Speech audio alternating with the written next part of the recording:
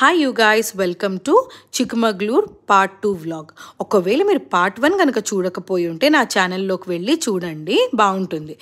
ఈ వీడియో చాలా ఇన్ఫర్మేటివ్గా ఉండబోతుంది, చివరి వరకు చూడండి. సో చిక్మగళూరు నుంచి శృంగేరికి 100 కిలోమీటర్స్ దూరం. సో మేము 100 కిలోమీటర్సే కదా అని మేము చిక్మగళూరు నుంచి శృంగేరి వెళ్తున్నాము. అండ్ మనకి డిస్టెన్స్ 100 కిలోమీటర్స్ అయినా సరే టైం అనేది ఎక్కువ పడుతుంది, ఎందుకంటే హెయిర్ పిన్ బెండ్స్ అనమాట. చాలా కేర్ఫుల్గా వెళ్ళాలి రోడ్ పైన మనం వెళ్తున్నప్పుడు.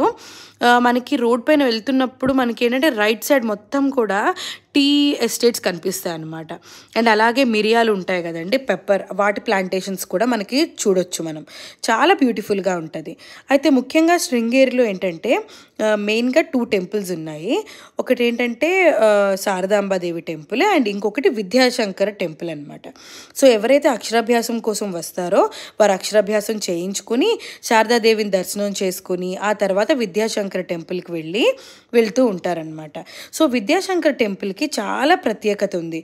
అదేంటంటే దానిలో 12 స్తంభాలు ఉంటాయి అండ్ ఒక్కొక్క స్తంభం పైన ఒక్కొక్క రాశిని చెక్కారనమాట. అది ఎలా అంటే సంవత్సరం పొడుగును కూడాను ఉదయించే సూర్యుడు ప్రతి స్తంభాన్ని సంబంధిత రాశి చక్రంలో ప్రవేశింపజేసే విధంగా ఉంచబడ్డాయి అన్నమాట.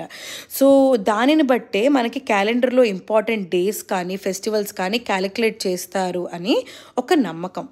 సో ఈ టెంపుల్లోని ఎవరైతే అక్షరాభ్యాసం చేయించుకోవాలని అనుకుంటున్నారో వాళ్ళకి అకామిడేషన్ ప్రాబ్లం లేదు. టెంపుల్ దగ్గరలోనే అకామిడేషన్ ఉంది. సో ఒక నైట్ స్టే చేసినా సరే మీరు నెక్స్ట్ రోజు హాయిగా అక్షరాభ్యాసాన్ని చేయించుకోవచ్చు. ఇక్కడ ఇది హాల్ ఉంది కదా, ఇక్కడే సామూహిక అక్షరాభ్యాసం అన్నది జరుగుతుంది అన్నమాట.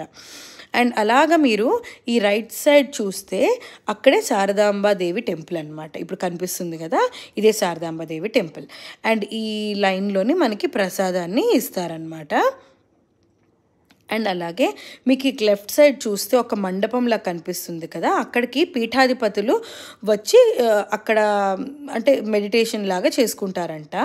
సో ఇక్కడ ముందుకు వెళ్తే మనకి కావేరీ నదిలో చూసారా ఫిషెస్ ఎంత పెద్ద ఉన్నాయో. నాకు తెలిసి మినిమం ఒక్కొక్క ఫిష్ కూడా 10 kgs కన్నా ఎక్కువే ఉంటుందండి, అంత పెద్దగా ఉన్నాయి.